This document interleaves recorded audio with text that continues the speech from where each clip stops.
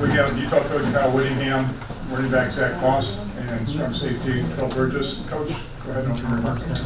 Okay, first of all, we're proud of this football team for the season they've had overall. I mean, obviously tonight was a huge disappointment, but it doesn't detract from the fact that they won 11 football games, Pac-12 South champions consecutive, 2 years in a row. So a lot of good things, but unfortunately we came up short tonight. Disappointing thing is we lost the game really in the one area that we've been undefeated this year is the line of scrimmage. We now win line of scrimmage for the first time all season, which was, like I said, disappointing and surprising, really.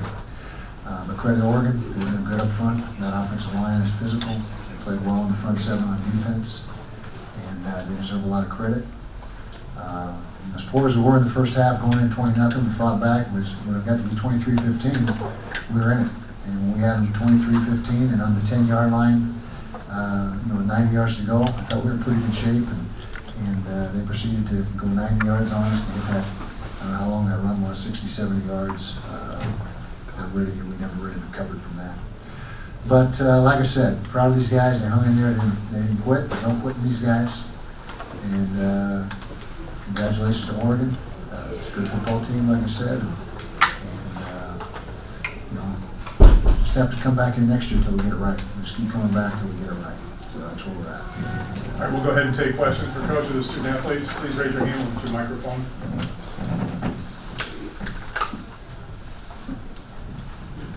Kyle, lack of a better term, did they out-Utah you tonight? I mean, the line of scrimmage and the rushing stats and things like that? Well, we're usually the more physical team, like I said. Even in the loss earlier in the season, we won the line of scrimmage. That loss was not a line of scrimmage play. So I guess you could say that. I guess you could say that they beat us with our strength, where our strength lied. But they've been physical all year long too. I mean, they're a good football team. They've won 10 games for a reason, 11 now. And so it's two good teams going at it. Zack, with so much on the line tonight, how does this game leave you feeling? Really just at a loss of words. Like Coach said, we just lost the battle in the trenches where we have been good at all year. We felt confident coming in that we were going to do that again. Their offensive line versus our D line, our D line versus their offensive line. But things didn't shape out that way. But this one definitely hurts. But we got another game, so go ahead and shift our focus there. For Zack and Coach, you both talk about you did come back, made it a game, but can you talk about how costly the first half was? You had 5 possessions where you got inside the 40 and came away with nothing on those. Yeah, I'll make the first comments. We didn't have an ideal start by any means that first quarter. We threw an interception. We got stuffed on the 4th and short. We had a punt block. It seemed like everything that could go wrong went wrong in that first quarter. And didn't get a lot of production on offense in that first quarter, the first half for that matter. But you judge the game in its entirety, like I always say, and when you look at it in its entirety, then all my comments I've already made are really told the story. Yeah, you don't win the game in the first half. Defense did a really good job of just controlling the damage as much as they could. And we came back out 15-23, battled our way back in, but we just didn't win the fourth quarter, and that's what we've been really good at all year. So. The decision to punt on 4th and 4 down 23-15. Did you consider going for it at that point? And how much did the not getting the 4th downs earlier play into that? Yeah, not getting the 4th downs earlier played into it. But when we were going earlier, it was a multiple score game. It was a one-score game at 23-15. And so wouldn't have done anything different there. And like I said, we pinned them on the 10, and I would have bet the house that our defense would have been able to get a stop, and we got the #1 run defense in the country. And so just had a lot of confidence in them at that point. And they just creased us on one, and that was, like I said, something we couldn't recover from, seemed like.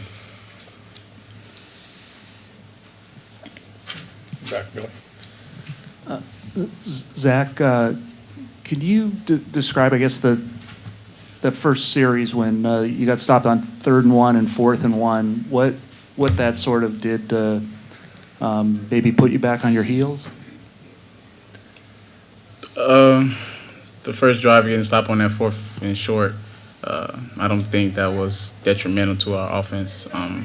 We just never really got rolling, and we never really, we played behind the sticks a few times. And they have some good pass rushers, so they made it tough on Tyler to do some things in the pocket. But that first drive, I don't think really did anything. You guys see a replay on that Vickers run? Because it was second down when he ran the ball, and I thought he got the first on that drive, that exact spot you're talking about. Did you show it on the booth up in the box? Did he get it? Nod your head, Kurt? Yeah, okay. Thought about challenging that, but they were looking at it, and they told me they were looking at it. But anyway, I was interesting to watch that play because could have shifted the momentum early in the game. But sidebar, pay no attention to that. Terrell, can you just talk about why they were able to run the ball so effectively? Was it all about the trenches, or was there more than that? I mean, that's something we've been doing well all year, and I guess tonight we just didn't do it well. We weren't. I mean, there were some gaps that were there, and then we didn't make tackles. We didn't hold them to what we thought we should have. Kyle, do you feel like the chatter about the expectations going into this game for this program, do you felt like it bled into the start potentially tonight? I mean, you guys always talk about not reading into things externally and staying in-house as much as possible, but do you think maybe the stakes of this game might have played a factor in the slow start? I didn't sense that.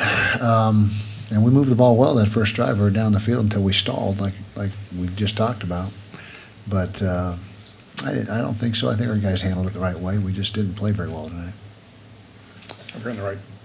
Kyle, did you get any explanations on, especially the second non-targeting call that they didn't review? No, all they told me was they were looking at it, and they came over and they said incomplete pass. I said, yeah, no kidding, incomplete pass. What about the targeting? And they say, nothing there.